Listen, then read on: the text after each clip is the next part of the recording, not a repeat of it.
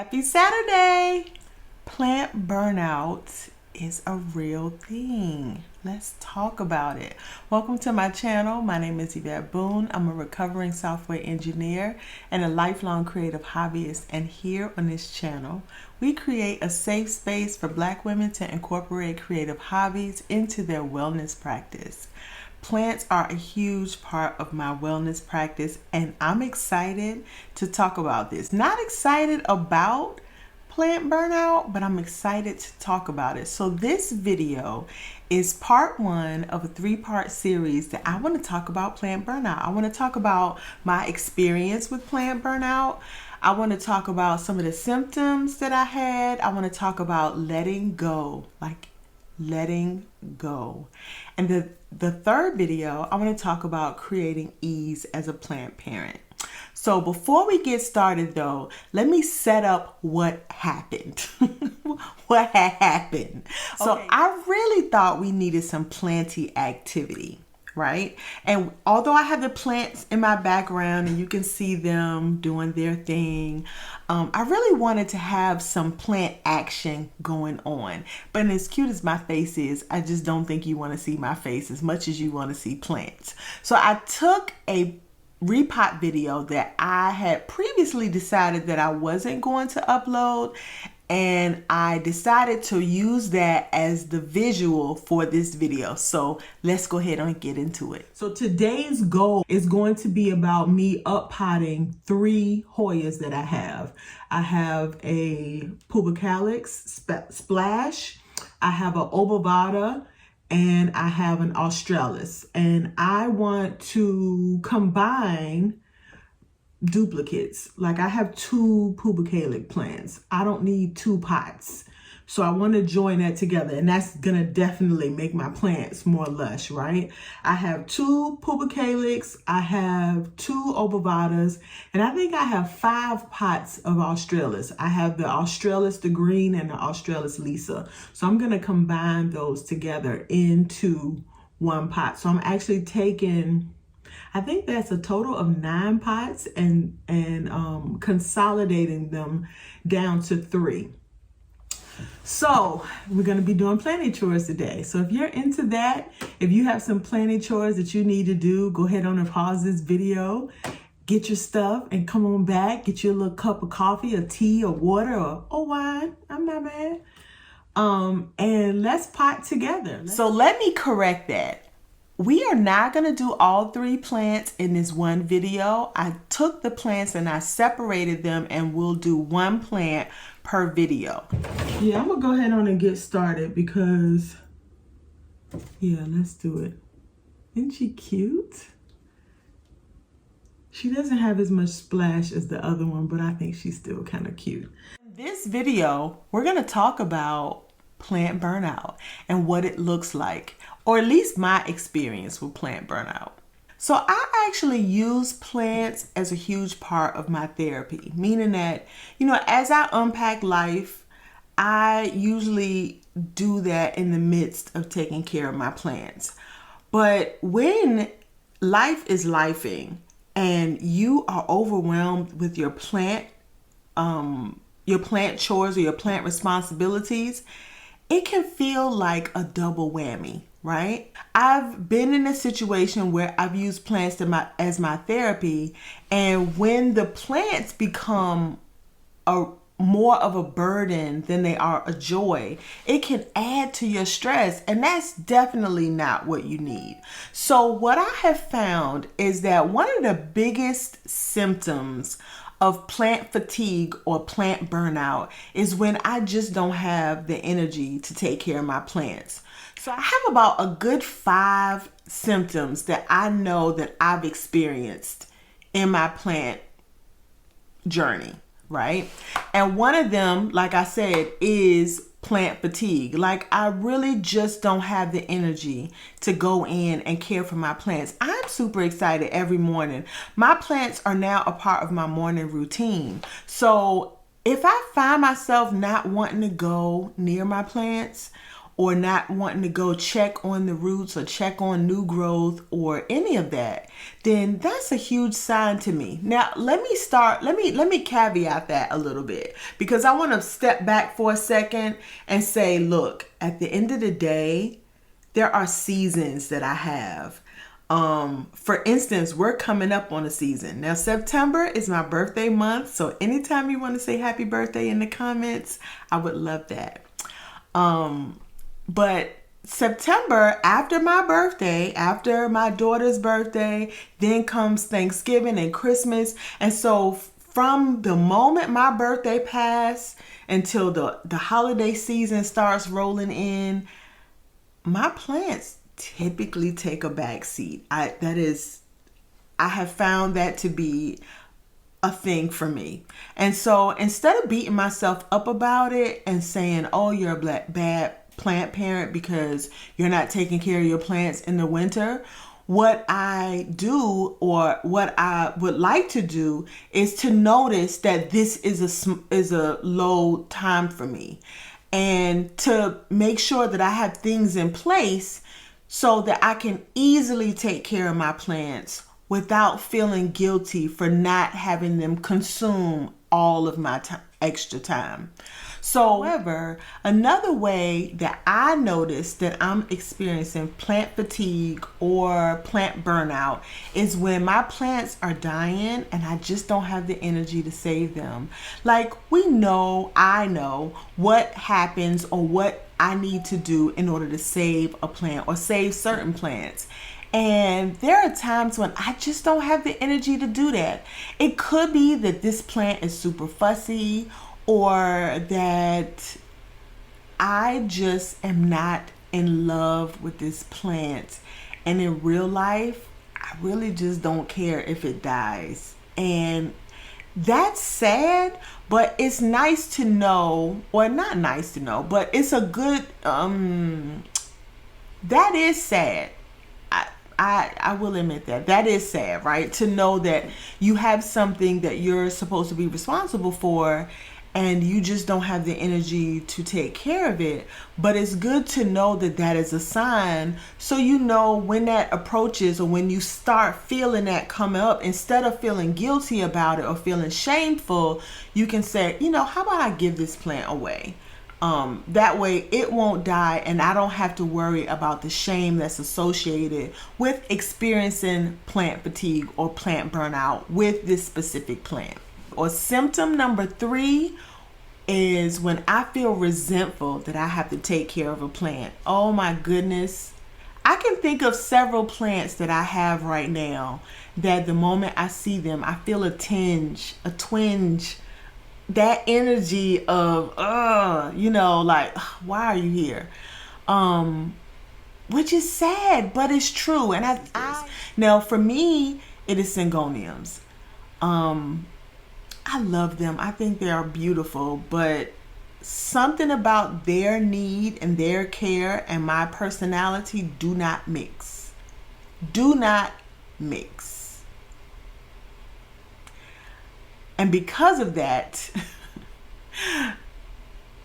yeah, I feel resentful. I do. I whenever I see this plant, and then I notice that. So, okay, let me go back a little bit. I have a syngonium, because I've had syngoniums in the past and they don't do well. But I see them and I have this real soft spot for them. And I get this feeling and I'm like, oh, I have to have it. And then I get it and immediately it starts declining. So I'm checking this plant. It was doing well. And really, it actually was doing pretty good.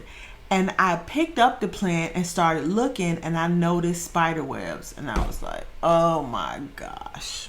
So I spray the plant, I separate the plant, I move the plant into a room where there are no other plants, and immediately she starts declining. And I'm just like, really? So there's there's resentment. I really do resent having this plant in my collection. And the fact that this plant is causing me grief for no reason when I love it so much, but it does not love me back. when I secretly wish that a plant dies, then I know I'm experiencing plant fatigue and I need to make a move. I don't want the plant to die unless it's already on that hill and it's like, what can you do? But if there's a way you can save it, then I want to be able to stop and say, okay, Yvette, without just put your ego aside and take care of this plant by giving it to someone who would care for this plant and love it. But then there's this other part of me was like, I don't want to give somebody a sick plant to have to take care of and add to their stress, trying to save this plant that I gave them. Yeah, that's a whole rabbit hole that I'm not sure I'm ready to go down at all. But that's definitely symptom number 4 is when I secretly wish that a plant would die so that I don't have to take care of it. Oh my gosh, I can't believe I said that out loud. Okay, don't come for me, you guys. All right, and symptom number 5. Now, symptom number 5 actually goes along with the other ones, but sometimes I might not recognize that I'm doing it, and that is when I move a plant out of sight so that I don't see it. It really is me saying that I want this plant to die, or I want this plant to go away. Because if it's not in my sight, then it doesn't exist, right? I notice for me that I have a room in my home that if I put plants in there, you could probably put your black dress on because they're not going to make it. And like I said, I don't want to make light of the situation like plants don't matter. But on the same token, I want to normalize talking about these things because I think a lot more people may experience plant burnout and they might feel feel a tinge of shame or guilt. There are just some plants that for whatever reason just don't work well with your personality. It could be your environment. It could be a lot of things that cause that plant not to work well in your environment. But the truth of the fact is that sometimes we just cannot force it. And I find that when I do force a plant and I try to force taking care of a plant that I should love, it doesn't work. I think that plant notices that energy. And that plant is like, I don't want to be here. And I can't be mad at that. But in reality, whenever I've tried to force a plant to work out, when I take care of a plant out of obligation instead of pure joy, I think it shows, and it shows up in how that plant is cared for. Okay, so my thought behind this was, I know this looks like it's already sort of kind of crowded, but from what I understand, Hoyas don't like too much pot around them, or too much. They like to feel the wall. So my thought was I would put it in a 5-inch. I think this is a 5-inch. So I took a 4-inch and a 2-inch, I think. A 4-inch and a 2-inch, and combined them together. I wasn't able to get much dirt off of the old ones because they were pretty compacted in that soil. So hopefully what I've done won't be too much. But this is a pretty loose and coarse mix.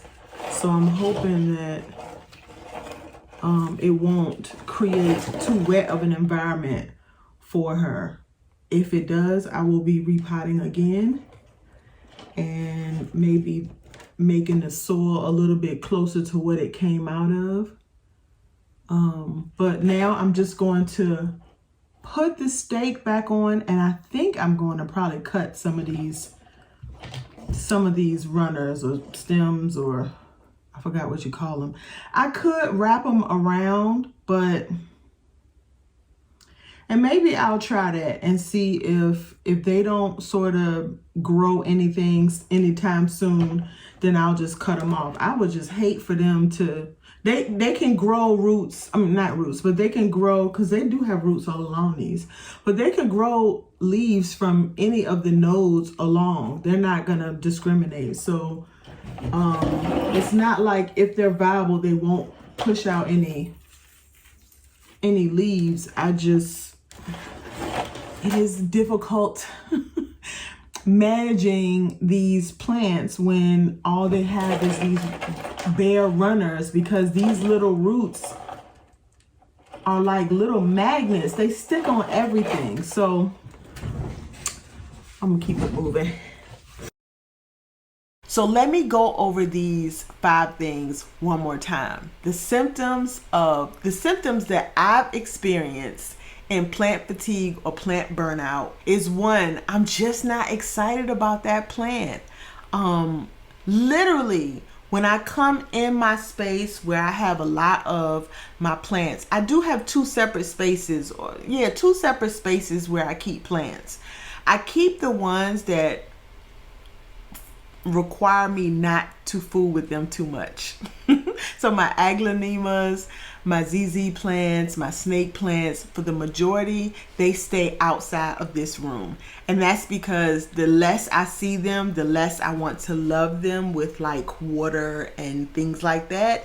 And they like that. And so I respect that and I keep them there. I go visit them every morning and every evening. So I see them every day, but they can't be within eyesight, or I would overwater them. So outside of that though, if I'm not excited to see my plants, then I know this plant might be on the list of plants that I might need to reconsider. Symptom number 2 is if I notice that these plants are dying and I'm not trying to save them, like I'm literally not trying to, like, if I don't shut everything down and was like, oh my God, we gotta save this plant, like I did with that Louis Boy, I have to ask myself, I have to really force myself to ask myself, are you really into this plant? Right? Not because it's trending or because everybody else has it, but are you really into this plant? And does the care of this plant give you ease and joy? And if it doesn't, you might need to rethink some things. Symptom number 3 for me is I feel resentful. If I'm resentful that I have to spray you down every week because you are a pest magnet, or that you have grown so much that I have to repot you every 6 months, or whatever the thing is. If I'm resentful, if there isn't a sense of excitement about it, if there's angst or anxiety, then I might need to rethink that. I'm not saying it always means absolutely that plant gives me a level of stress, but it might make me think about it, think twice about it. There are plants that are a pure joy. I don't have any issue with them whatsoever. And in real life, in an ideal world, I would have a house full of plants like that. So why then do I have plants that give me stress? This is my point. Okay.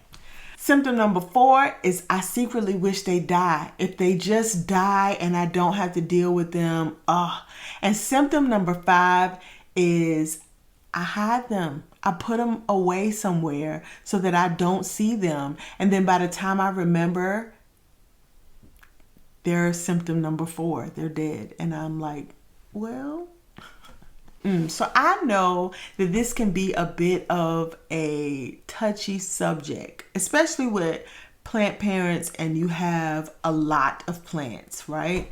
Or you have a lot of rare plants or expensive plants.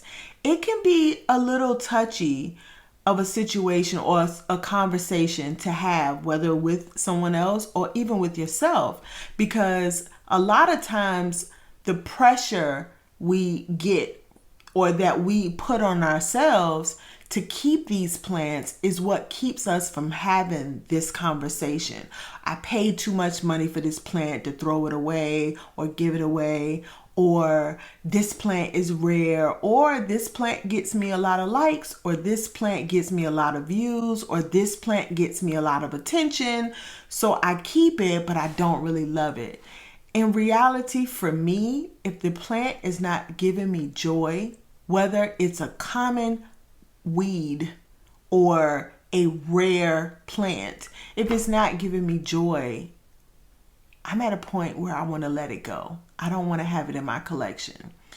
If that means that I have 100 pots of pothos, there was a point in my life where I would have been like, oh, why would I do that?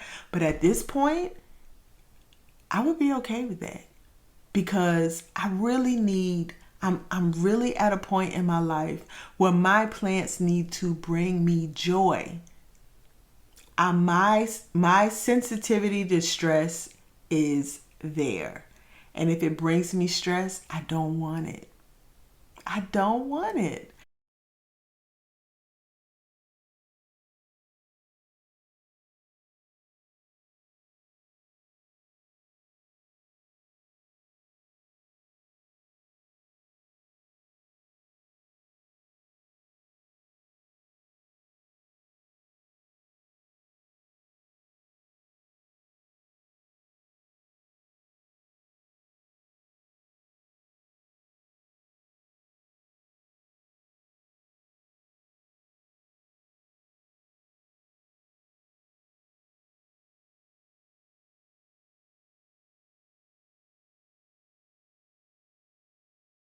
I wanted to come back and let you guys get a glimpse of what she is looking like. She is giving all the life, okay? So this was the video, this was the plant that I repotted in the video.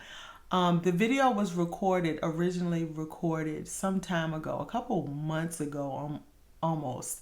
Like I said, I have been repotting just about all of my plants in my collection. So I had a lot of repot videos, and so this happened a while back.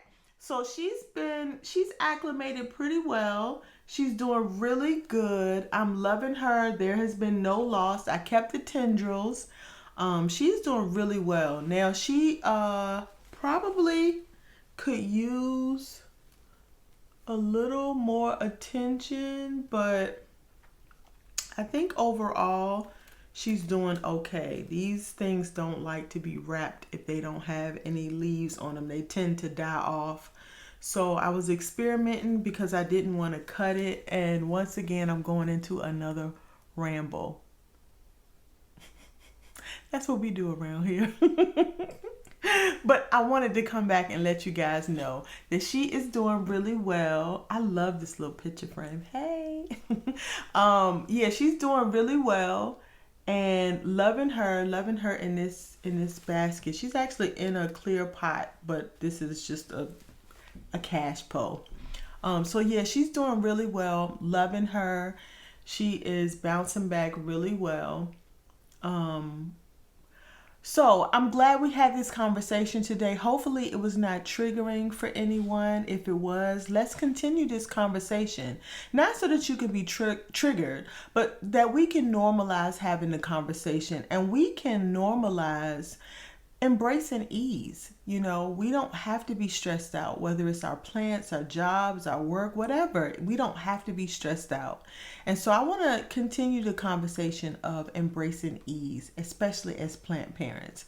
So stay tuned for that second video. If you enjoyed this video, even if you didn't enjoy the video, but you appreciated the conversation, give this video a like. Stay tuned for the second part of this video, which should be coming really soon. It's about letting go. And then the third video will be about creating ease, because what is the point of all of this if we don't find a way to make it better? And if no one else has said it to you today, have a great and planty day. Bye.